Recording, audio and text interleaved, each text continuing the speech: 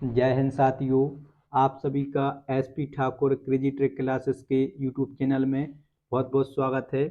दोस्तों, आज बात करेंगे बजट, केंद्रीय बजट के 2024-25 महत्वपूर्ण प्रश्नों पर, वन लाइनर फैक्ट पर चर्चा करने वाले हैं। तो चलिए दोस्तों, वीडियो शुरू करते हैं। वीडियो में आगे बढ़ने से पहले वीडियो को लाइक और चैनल को सब्सक्राइब कीजिएगा। तो स्टार्ट करते हैं कि इस वर्ष के केंद्रीय बजट के मुख्य विषय क्या क्या हैं। तो केंद्रीय बजट के मुख्य विषय क्या क्या हैं? रोजगार, कौशल प्रशिक्षण, एमएसएमई और मध्यम वर्ग, यह सभी इस वर्ष के केंद्रीय बजट के मुख्य विषय हैं। इसके बाद केंद्रीय बजट में किन समूहों पर ध्यान केंद्रित करने पर जोर दिया गया है? तो किन समूहों पर ध्यान केंद्रित करने पर जोर दिया गया है? तो गरीबी, महिलाएं, युवा और अन्नदाता, इन 4 वर्गों पर ध्यान केंद्रित किया गया है। इसके बाद वित्त वर्ष 2024-25 की बजटीय अनुमान के अनुसार राजकोषीय घाटा सकल उत्पाद का कितने प्रतिशत होने की संभावना है? तो कितने प्रतिशत होने की संभावना है? 4.9%। वित्त वर्ष 2023-24 में भारत की वास्तविक दर कितने प्रतिशत रहने का अनुमान है? तो भारत की वास्तविक दर कितने प्रतिशत रहने का अनुमान है? 8.2%। वर्ष 2023-24 में औसत खुदरा मुद्रास्फीति कितने प्रतिशत पर आ गई है? तो कितने प्रतिशत पर आ गई है? 5.4% पर। इसके बाद नेक्स्ट है कि सभी के लिए भरपूर अवसर का सृजन करने के लिए कितनी प्राथमिकताओं की परिकल्पना बजट में की गई है? तो कितनी परिकल्पना की बजट में की गई है? 9। इसके बाद नेक्स्ट है कि केंद्रीय बजट के अनुसार 2024-25 में राजस्व घाटा कितने प्रतिशत रहने का अनुमान है? तो राजस्व घाटा कितने प्रतिशत रहने का अनुमान है? 1.8%। नेक्स्ट है कि पोलवरम सिंचाई परियोजना किस राज्य की जीवन रेखा है? तो पोलवरम सिंचाई परियोजना किस राज्य की जीवन रेखा है? आंध्र प्रदेश राज्य की जीवन रेखा है। बजट में घोषित नई योजना पूर्वोदय में कौन कौन से राज्य सम्मिलित हैं? तो पूर्वोदय योजना में कौन कौन से राज्य सम्मिलित हैं? बिहार, झारखंड और पश्चिम बंगाल। इसके बाद नेक्स्ट है कि कृषि एवं समृद्ध क्षेत्रों के लिए इस बजट में कितनी राशि का प्रावधान किया गया है?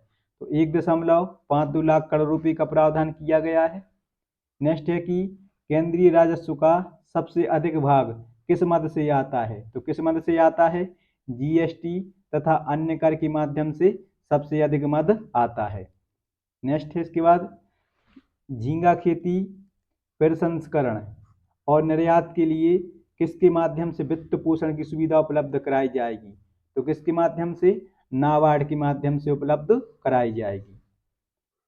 अवसंरचना के विकास के लिए बजट में जीडीपी मतलब कि सकल घरेलू उत्पाद का कितने प्रतिशत का प्रावधान किया गया है? तो इस वर्ष जीडीपी का कितना प्रतिशत का प्रावधान किया गया है? 3.4% का प्रावधान किया गया है। केंद्रीय बजट में निवेशकों के सभी वर्गों के लिए कौन से कर को समाप्त करने की घोषणा की गई है? तो कौन से कर को समाप्त करने की घोषणा की गई है? एंजल कर को समाप्त करने की घोषणा की गई है। नेक्स्ट है कि प्राकृतिक खेती को बढ़ावा देने के लिए कितनी आवश्यकता आधारित जैव आदान संसाधन केंद्र स्थापित करने का प्रस्ताव केंद्रीय बजट में है? तो कितने केंद्र स्थापित करने का प्रावधान केंद्रीय बजट में है? 10,000 केंद्र स्थापित करने का प्रावधान केंद्रीय बजट में किया गया है। इसके बाद नेक्स्ट है कि केंद्रीय बजट में प्राथमिक घाटा वर्ष 2024-25 में सकल घरेलू उत्पाद का कितने प्रतिशत रहने का अनुमान है? तो 2024-25 में सकल घरेलू उत्पाद कितने प्रतिशत रहने वाला है? 1.4% रहने वाला है। नेक्स्ट है कि केंद्रीय बजट के अनुसार सरकार का सबसे ज़्यादा पैसा किस मद में खर्च होता है? तो सरकार का सबसे ज़्यादा पैसा खर्च कहाँ पर होता है? ब्याज में खर्च होता है। नेक्स्ट है कि विदेशी पूंजी आकर्षित करने के लिए विदेशी कंपनियों पर कॉरपोरेट कर की दर को 40% से घटाकर कितना कर दिया गया है? तो कितना कर दिया गया है? 35% कर दिया गया है। नेक्स्ट है इसमें, देश के कितने जिलों में डीपीआई मतलब कि डिजिटल सार्वजनिक अवसंरचना का उपयोग करते हुए खरीफ फसलों का डिजिटल सर्वेक्षण किया जाएगा? तो 400 जिलों में डीपीआई का उपयोग करते हुए खरीफ फसलों का डिजिटल सर्वेक्षण किया जाएगा। इसके बाद नेक्स्ट है कि प्रधानमंत्री आवास योजना 2.0 के अंतर्गत कितने लाख करोड़ रुपए के निवेश का प्रस्ताव रखा गया है? तो कितने लाख करोड़ करने का निवेश का प्रस्ताव रखा गया है? 10 लाख करोड़ रुपए निवेश करने का प्रस्ताव प्रधानमंत्री आवास योजना 2.0 के अंतर्गत रखा गया है। इसके बाद नेक्स्ट है, जलापूर्ति, सीवेज ट्रीटमेंट और ठोस अपशिष्ट प्रबंधन परियोजनाओं को कितने शहरों में लागू करने का विचार है? तो 100 शहरों में लागू करने का विचार है। वात्सल्य योजना क्या है? तो यह एक पेंशन योजना है। नेक्स्ट है कि पीएम सूर्य घर मुक्ति बिजली योजना के अंतर्गत कितने करोड़ पंजीयन हुए हैं? तो 1.28 करोड़ पंजीयन पीएम सूर्य घर मुफ्त बिजली योजना के अंतर्गत हुए हैं। नेक्स्ट है कि इस वर्ष के बजट में काशी विश्वनाथ मंदिर गलियारा मॉडल के अनुरूप किन मंदिरों के समग्र विकास की परिकल्पना की गई है? जैसा काशीनाथ विश्वनाथ मंदिर है, वैसे गलियारे को किन किन मंदिरों को बनाने की बात की गई है? तो जो गया का विष्णुपद मंदिर है और बोध गया का महाबोधि मंदिर है, इन दोनों मंदिरों को काशी विश्वनाथ मंदिर गलियारा के मॉडल पर बनाने की परिकल्पना की गई है। नेक्स्ट है, सरकार की योजनाओं और नीतियों के अधीन किसी लाभ के पात्र नहीं होने पर युवाओं को सहायता के लिए तथा उच्चतर शिक्षा के लिए कितने लाख रुपए तक के ऋण की घोषणा बजट में की गई है? तो कितने लाख रुपए तक के ऋण की घोषणा बजट में की गई है? 10 लाख रुपए की ऋण की घोषणा बजट में की गई है।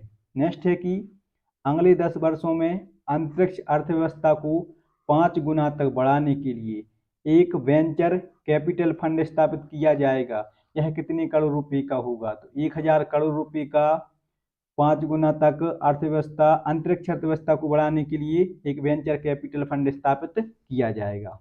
नेक्स्ट है, बजट में कृषकों की खेती बाड़ी के लिए फसलों की उच्च उपज वाली किस्में तथा जलवायु अनुकूल नई किस्मों को जारी करने की घोषणा की गई है। तो कितनी किस्मों को?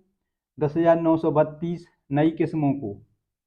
ठीक है। इसके बाद नेक्स्ट है कि प्रधानमंत्री पैकेज के तहत 5 वर्षों में कितनी शीर्ष कंपनियों में 1 करोड़ युवाओं को इंटर्नशिप प्रदान करके युवाओं की रोजगार क्षमता और कौशल विकास को बढ़ावा दिया जाएगा? तो कितनी कंपनियों को 5 वर्ष में? 500 कंपनियों को यहाँ पर बुलाया जाएगा एक पैकेज के तहत। नेक्स्ट है, बजट में जनजातीय समुदायों की सामाजिक आर्थिक स्थितियों में सुधार के लिए प्रधानमंत्री जनजाति उन्नत ग्राम अभियान की घोषणा की गई है। इस पहल में कितने गांव सम्मिलित होंगे? तो 63,000 गांव सम्मिलित होंगे। कौन सी योजना में? प्रधानमंत्री जनजाति उन्नत ग्राम अभियान में। नेक्स्ट है कि केंद्रीय बजट में कैंसर की दवा टेस्टुजुमेब को सीमा शुल्क से छूट दी गई है। यह दवा कौन से कैंसर में प्रयुक्त होती है? तो स्तन के कैंसर में यह दवा प्रयुक्त होती है। इसके अलावा ऑसिम्टर्नेटिव जो कि फेफड़ों के कैंसर में प्रयुक्त होती है और डुरवालुमेन जो कि पित्त की नली के कैंसर में प्रयुक्त होती है। इन दोनों दवाओं को भी सीमा शुल्क से छूट प्रदान की गई है। इसके बाद नेक्स्ट है, प्रधानमंत्री पैकेज के तहत चौथी योजनाओं में 5 साल की अवधि में कितने लाख युवाओं को प्रशिक्षण दिया जाएगा? 20 लाख युवाओं को प्रशिक्षण दिया जाएगा। केंद्रीय बजट में मुद्रा लोन की सीमा को बढ़ाया गया है। नई सीमा क्या है? तो 20 लाख रुपए मुद्रा लोन की सीमा कर दी गई है। नेक्स्ट है कि खरीदारों को ट्रेड्स प्लेटफॉर्म पर अनिवार्य रूप से सम्मिलित करने के लिए कारोबार MSME की सीमा को 500 करोड़ रुपए से घटाकर कितना कर दिया गया है? तो 250 करोड़ रुपए कर दिया गया है। नेक्स्ट है, EPFO में पंजीकृत पहली बार रोजगार पाने वाले कर्मचारियों को 1 महीने के वेतन का प्रत्यक्ष लाभ अंतरण 3 किस्तों में किया जाएगा। तो यह अधिकतम कितनी राशि होगी? 15,000 रुपये अधिकतम राशि होगी। केंद्रीय बजट के अनुसार सभी वित्तीय एवं गैर वित्तीय परिसंपत्तियों पर दीर्घ अवधि के लाभों पर कितने प्रतिशत कर लगना प्रस्तावित है? तो 12.5% का कर लगना प्रस्तावित है। नेक्स्ट है कि कितने राज्यों में जनसमर्थ आधारित किसान क्रेडिट कार्ड जारी किए जाएंगे? तो 5 राज्यों में जनसमर्थ आधारित किसान क्रेडिट कार्ड जारी किए जाएंगे। बजट में एनपीएस में नियोक्ता द्वारा किए जा रहे योगदान को कर्मचारी के वेतन के 10% से बढ़ाकर कितने प्रतिशत कर दिया गया है? तो कितने प्रतिशत करने का प्रस्ताव किया गया है? 14% करने का प्रस्ताव किया गया है। नेक्स्ट है प्लग एंड प्ले औद्योगिक पार्क कितने शहरों में विकसित होंगे? तो प्लग एंड प्ले पार्क 100 शहरों में स्थापित होंगे। नेक्स्ट है कि केंद्रीय बजट के बाद स्वर्ण और चांदी के दामों में कमी अनुभव की गई है। यह दोनों पर सीमा शुल्क घटाने से संभव हुआ है। सीमा शुल्क घटाकर कितने प्रतिशत करने का प्रस्ताव है? तो सोने और चांदी पर कितने प्रतिशत सीमा शुल्क कर दिया गया है? तो 6% करने का प्रस्ताव किया गया है। भारतीय डाक भुगतान की 100 से अधिक शाखाएं किस क्षेत्र में स्थापित किए जाने का प्रावधान है? तो पूर्व के क्षेत्र में भारतीय डाक भुगतान की 100 से अधिक शाखाओं को स्थापित करने का प्रावधान है। नेक्स्ट है ग्रामीण विकास के लिए इस बजट में कितने लाख करोड़ रुपए की राशि आवंटित की गई है? तो 2.66 लाख करोड़ रुपए ग्रामीण क्षेत्रों के विकास के लिए राशि आवंटित की गई है। ग्रामीण विकास के लिए इस बजट में कितने लाख करोड़ रुपए की राशि आवंटित की गई है? तो 2.66 लाख करोड़ रुपए की राशि आवंटित की गई है। और लास्ट है कि एमएसएमई को आवधिक ऋण की सुविधा देने के लिए एक ऋण गारंटी योजना प्रारंभ की जाएगी। यह कितने करोड़ रुपए की गारंटी कवर देगी? तो 100 करोड़ रुपए की गारंटी कवर देगी। दोस्तों, ये थे केंद्रीय बजट 2024-25 पर करंट अफेयर से संबंधित महत्वपूर्ण तथ्य। तो आई होप, मैं आशा करता हूं कि आप सभी के लिए जानकारी अच्छी लगी होगी। अगर आप सभी के लिए जानकारी अच्छी लगी हो तो वीडियो को लाइक और चैनल को सब्सक्राइब कीजिएगा। वीडियो को ज़्यादा से ज़्यादा शेयर कीजिएगा। मिलते हैं आप सभी को नेक्स्ट वीडियो में। तब तक आप सभी के लिए जय हिंद।